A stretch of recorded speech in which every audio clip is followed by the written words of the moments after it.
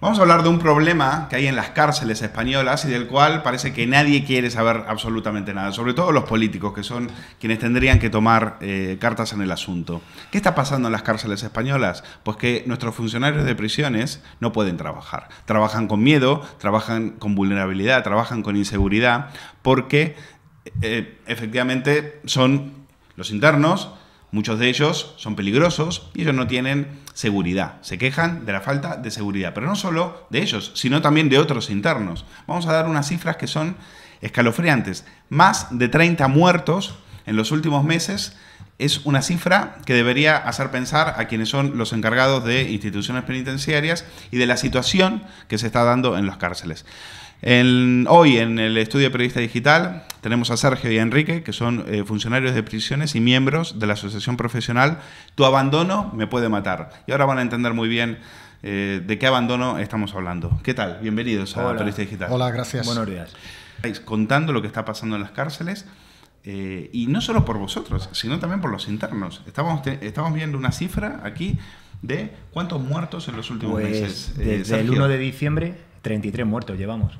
33 muertos. Lo cual supone ¿Causas? lo cual supone un incremento muy notable respecto al número de fallecidos en los años anteriores por estas mismas fechas. 33 muertos desde los primeros días del mes de diciembre. ¿Muertes que se podrían haber evitado? Muchas de ellas nosotros estimamos que sí. Las muertes naturales evidentemente no se pueden evitar, pero hay un montón de muertes por suicidios y por sobredosis, que a veces son la misma cosa, que se podrían evitar. ¿Por qué se pueden evitar? Bueno, pues porque la Administración Penitenciaria venimos denunciando que tiene una responsabilidad directa y muy siniestra con el número de fallecidos en prisión por sobredosis, porque les administra medicación para todo el fin de semana, el viernes, o para todo un largo puente de 5 días, el primero de ellos, a internos que no tienen variables de autocontrol sobre su propia conducta. Son politoxicómanos, son dependientes de esas mismas sustancias que le provee la administración, y lo que hacen es tomársela compulsivamente, bien para una celebración derivada, digamos, de su propia adicción, o bien porque tienen una intención suicida, porque muchas de esas sobredosis, déjame que te diga, no sabemos si había una intención autolítica o simplemente era una celebración, porque el suicida no siempre deja indicadores, no siempre deja muestras. Pero está claro que si hubiera más auxiliares de enfermería para repartir la medicación a diario, como se hace en otras instituciones, en los hospitales, en las residencias de ancianos, habría muchas de esas muertes que se podrían evitar. Y también con los suicidios, por ejemplo, por ahorcamiento. Si hubiera una buena atención psicológica, si hubiera psicólogos suficientes, podríamos anticiparnos a ese tipo de conductas suicidas, podríamos detectarlas con antelación. Claro, pero debido a la escasez de personal, como ha dicho mi compañero Enrique, se dispensa la medicación el viernes hasta el lunes. Entonces somos nosotros los que tenemos que estar con ese problema, con los internos. Porque imagínese ese perfil cuando se toma tanta medicación o no la toma. Tenemos que estar todo el fin de semana o el puente aguantándolos en los módulos, patios, con el estado de agresividad que conlleva. Parece ser que sale más barato administrar fármacos que poner los medios humanos adecuados. Y tenemos zombies caminando por los patios en situación de desorientación o de violencia extrema, cuando efectivamente, como usted refiere, lo adecuado sería que hubiera más medios para administrarle tratamiento terapéutico y abandonar ese tipo de conductas. Ahora mismo en prisión lo único que hay son tratamientos con metadona, que son tratamientos sustitutivos. En realidad lo que hacen es sustituir la adicción a la heroína por la adicción a la propia metadona, pero eso no soluciona el problema. Eso es un ejercicio de hipocresía también de toda la sociedad y de la propia institución penitenciaria, que parece que quiere ignorar que cuando un politoxicómano entra en la prisión, milagrosamente se libera de su adicción, y no es así. Es, por decirlo de alguna manera, tapan el problema. Está claro. ¿Y por qué el abandono de la sociedad os puede matar? ¿Por qué? Pues el abandono principalmente porque estamos solos con los internos en un patio, en una galería, en un comedor, y estamos abandonados por la administración y por el gobierno. ¿Vosotros qué tenéis para defenderos? ¿Un boli? Un bolígrafo, una libreta y un walkie, que en la mayoría de los casos no funciona. Somos muy pocos. Fíjate, el secretario general cada vez tiene la desfachatez intolerable de que cada vez que va a sede parlamentaria miente con descaro. Manipula las cifras. ¿Cómo se llama el secretario general? El secretario general se llama Luis Ortiz. Y en su caso es especialmente grave porque él fue durante años juez de vigilancia penitenciaria. Es decir, por su propio trabajo debería de tener mejor conocimiento de lo que ocurre dentro de las prisiones. Y yo creo que lo tiene, pero deliberadamente quiere ignorarlo. Y como digo, miente en sede parlamentaria. Miente sobre los datos humanos, manipula las cifras, cocina a fuego lento las estadísticas para ensuciar deliberadamente, como digo, la imagen pública de sus propios funcionarios de prisiones y para confundir a la sociedad.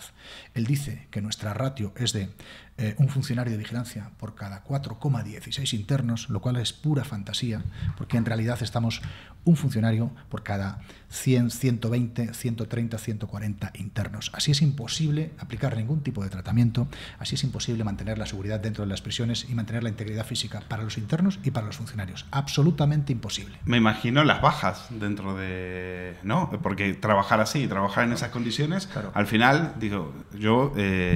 no. Si yo me pongo en vuestros zapatos, sí. Digo, yo no voy a trabajar, yo no me voy a ir a jugar la vida a mi puesto de trabajo. El daño psicológico que sufrimos es bastante importante también.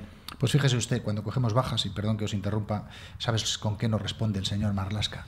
Nos envía a la Fiscalía para que investigue esas bajas, para que investigue a sus propios funcionarios, porque debe suponer que nuestras condiciones de trabajo son ideales y no debemos de ponernos enfermos. El problema es que esas bajas las firman médicos, las firman personales cualificados y ni el señor Marlaska ni el fiscal podrán cuestionarlas. Lo lamentable es que tenemos un ministro que ha pasado de perseguir terroristas, de procesar a Otegi, a perseguir funcionarios de prisiones. Claro, claro, que ahora Otegi es un socio político. Efectivamente. Ha dilapidado su prestigio que ganó durante años en la magistratura, pues en apenas unas semanas al frente de este ministerio. Como le gusta decir, los débiles, los internos.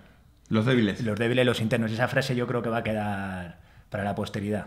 Claro. No, aquí los débiles, para nosotros los débiles son los funcionarios. Es a quienes nos y interesa para buena proteger. parte de la sociedad creo que también. Lo que pasa es que la sociedad es... Sergio, la imagen que se transmite es de que en las cárceles hay mucha opresión en las cárceles o sobre todo que hay una posibilidad finalmente de rehabilitación. Es decir, yo creo que no se sabe, la idea que se transmite de la realidad que hay en las cárceles es totalmente distorsionada. No sé si ustedes coinciden con eso. Claro, porque la institución se ha esforzado durante décadas en que no trascienda la información que hay de dentro de las prisiones a la sociedad. No le interesa. Nosotros representamos lo que la sociedad aparta. Esto es así. Entonces, nadie quiere ver al delincuente una vez que lo captura, pero el delincuente no se volatiliza, permanece durante 10, 15, 20 años en prisión y además esas prisiones, como digo yo, no tienen ninguna rentabilidad política. Tal vez por eso a las prisiones no se destinan los medios económicos adecuados.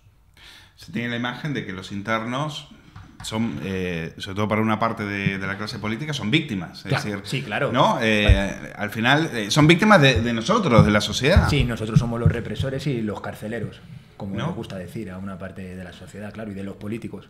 Bueno, la realidad es totalmente diferente. La realidad es que estos señores se juegan día a día su cuerpo, se juegan sus vidas, se juegan sus puestos de trabajo frente a gente que es bastante peligrosa. Leo en OK Diario, por ejemplo, una noticia de Teresa Gómez, en la cual publica que después del atentado de Barcelona, instituciones penitenciarias han intentado desradicalizar a los yihadistas, desradicalizarlos, con el yoga, lo cual es genial. No sabíamos que con cursos de yoga esta gente al final iba a dejar de matar. Parece una broma, Sergio. Sí, es una broma, pero es real. Ese curso se ha impartido en una prisión de España. O sea, cursos de yoga a los yihadistas. Me imagino los yihadistas el miedo que deben tener. Imagínate. Bueno, de estos dislates hay muchos en las prisiones. El problema es que hasta ahora no se han contado, pero nosotros nos ocuparemos de contarlos en el futuro. Hay cursos de yoga y hay cursos de boxeo. Imagínate, aplicado a internos que son violentos.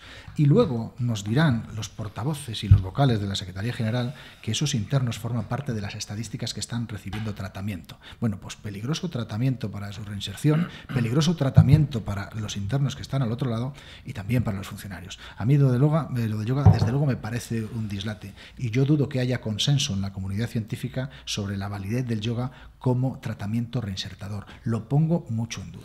En este momento estamos a las puertas de uno de los juicios más importantes en la historia de los últimos 40 años de democracia, que va a ser el juicio a los golpistas catalanes. Se ha hablado mucho de los privilegios que han tenido los golpistas en las cárceles, sobre todo cuando se pasan de Madrid a Cataluña. ¿Qué nos podéis contar sobre la situación de estos presos, que ellos, por supuesto, se venden como unos grandes oprimidos? ¿Ha habido privilegios para los golpistas catalanes? Sí, pues igual que para cualquier otro que haya entrado por un delito parecido, para cualquier otro político. El módulo es especial.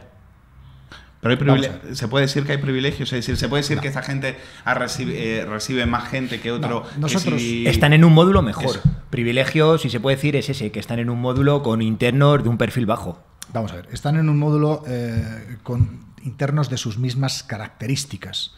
Pero no se debe a su condición de políticos ni a su condición de catalanes. Es decir, cuando las nuevas prisiones tienen aproximadamente entre 15 y 17 módulos, y eso permite una clasificación, si usted me permite la expresión, más fina. De modo que hay módulos con internos más peligrosos, más delincuenciados, con un perfil más violento, y hay otro tipo de módulos para personas, entre comillas, también, si usted me permite la expresión, más normales, con delitos no violentos. Ahí se destinan estos y otros internos. Nosotros hablamos de lo que conocemos, y del paso de los presos catalanes por las prisiones españolas le puedo decir que no ha habido ningún tipo de privilegio. Es decir, han recibido el mismo trato, yo diría el mismo buen trato que reciben el resto de los internos. Respecto a lo que haya ocurrido en las prisiones catalanas, no podemos opinar porque las prisiones catalanas tienen transferidas sus competencias a la Generalitat. Por tanto, de ahí no lo sabemos. Pero en las prisiones específicamente del resto del país, del Estado, el trato que han recibido es correcto, normal y no privilegiado, desde luego. ¿Qué nos puedes decir sobre el tema de delitos en violencia de género? Internos que han sido condenados por este tipo de delitos. Desde vuestra experiencia, ¿hay algún tipo de rehabilitación para sujetos que a las horas de salir de la cárcel vuelven a cometer violaciones o vuelven a cometer crímenes de este tipo? Para mí, para esas personas, la rehabilitación y el tratamiento no existe. De hecho, luego lo vuelven a cometer cuando vuelven a salir. Cometen el delito otra vez, en la mayoría de los casos. La imagen que se nos vende es que sí, es que definitivamente estos señores cuando salen son personas, muchos de ellos, diferentes. Hemos visto, pasó con los violadores que fueron liberados después por el tema de la doctrina Parot, sí, gracias a Estrasburgo, sí, que algunos de ellos apenas tardaron horas en salir a violar. Es complejo. Mira, cuando yo hablo con los técnicos de instituciones penitenciarias, con las psicólogas sobre todo, ellas, contra el tópico, contra la leyenda urbana de la calle, dicen que el tratamiento penitenciario sí funciona. Pero claro, funciona en aquellos que han recibido el tratamiento penitenciario. El problema es que son muy pocos los que lo reciben. Ellas dicen, y tienen los datos y manejan su propia experiencia, que el índice de reincidencia de este tipo de delincuentes, de depredadores sexuales, es mucho menor en aquellos que han recibido el tratamiento que aquellos que no lo han recibido. El problema es que el tratamiento llega a muy pocos. Y otro problema es que el tratamiento es voluntario. De modo que aquel interno que decide renunciar al tratamiento no lo recibe, por tanto, y sale a la calle en las mismas, idénticas o peores condiciones. Pero, repito, es voluntario y no hay posibilidad de retenerlo. Al final acaban accediendo igual a los permisos, acaban accediendo igual a la libertad condicional y salen en peores condiciones. Tal vez cabría la posibilidad de que el legislador introdujera algún cambio en ese sentido. Para ir terminando, ¿cuáles son vuestras demandas? Es decir, ¿qué pedís para que las condiciones en las cuales os encontráis mejoren?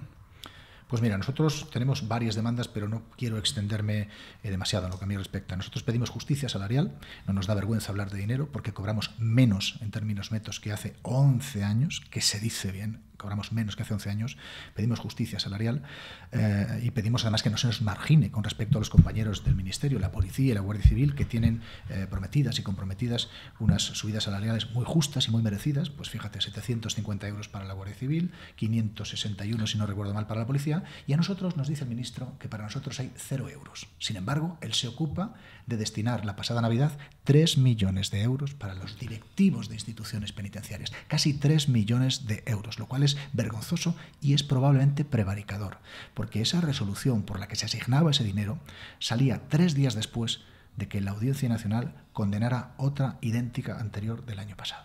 De tal manera que el dinero no es que no haya dinero, es que el señor Marlaska decide que no habrá dinero para nosotros. Perdona la ignorancia, ¿esto va por comunidades también? ¿Hay diferencias en comunidades o esto es a nivel Solo estatal? Cataluña tiene las competencias transferidas. Y ahora el País Vasco parece ser que ahora la va a tener también.